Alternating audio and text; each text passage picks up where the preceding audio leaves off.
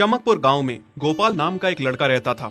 उसकी सौतेली माँ और बाप ने उसे घर से निकाल दिया था। उसकी सौतेली माँ ने सब कुछ अपने और अपने बच्चों के नाम पे कर रखा था और गोपाल को हिस्से के नाम पे 3 गायें दे रखी थी। गोपाल पढ़ा लिखा तो बहुत था, पर नौकरी ना मिलने के कारण उसने सोच लिया था कि वो अब उन तीनों गायें की खूब देख रेख करके उनसे जो दूध मिलेगा उसे बेच के अपना कारोबार चलाएगा।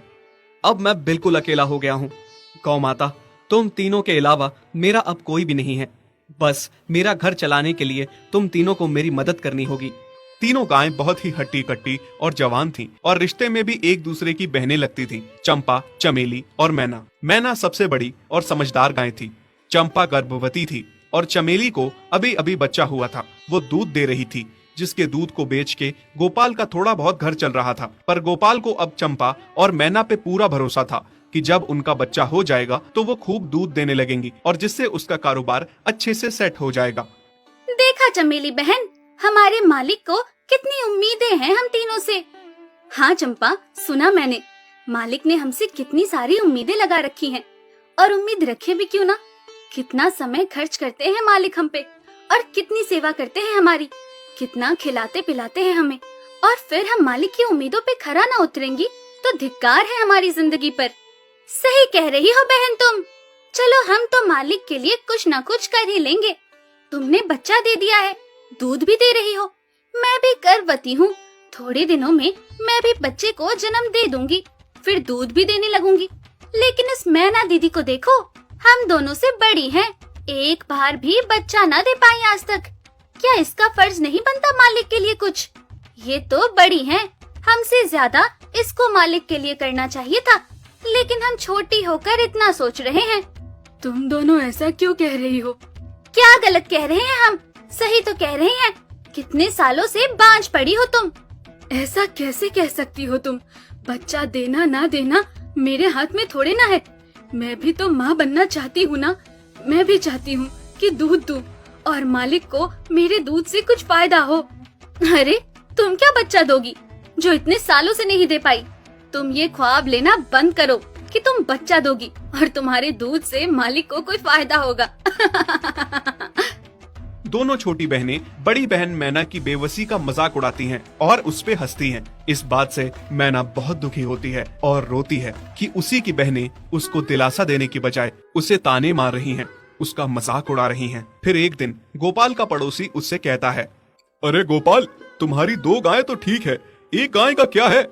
उससे तुम्हें कोई फायदा नहीं है, बेच क्यों नहीं देते उसे?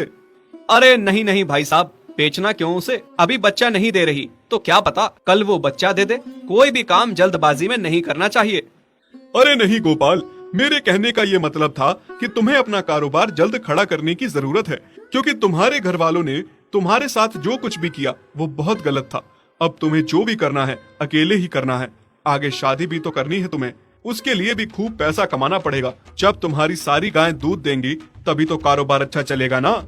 हाँ, बात तो तुम सही कह रहे हो भाई।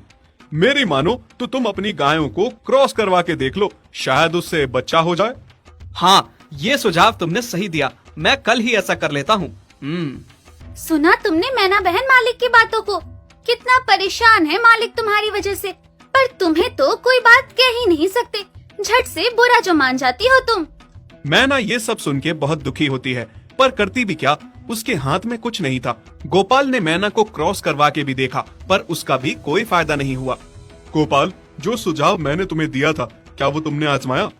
हाँ भाई, वो भी करके देख लिया, पर उसका भी कोई असर ना हुआ।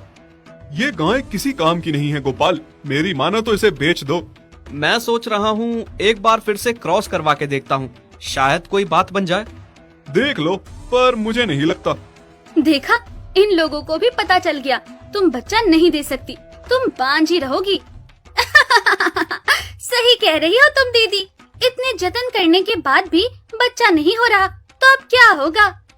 गोपाल मैना को एक बार फिर से क्रॉस करवा लेता है। दोनों बहनें चंपा और चमेली मैना के बांझपन का मजाक उड़ाती हैं और उस पे खूब हंसती हैं। फिर एक दिन मैना चमेली के बच्चे के साथ खेल रही थी कि तभी चंपा देख लेती है।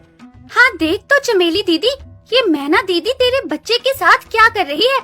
मुझे समझ में नहीं आ रहा, तू इस बांझ के साथ अपने बच्चे को कैसे छोड़ सकती है?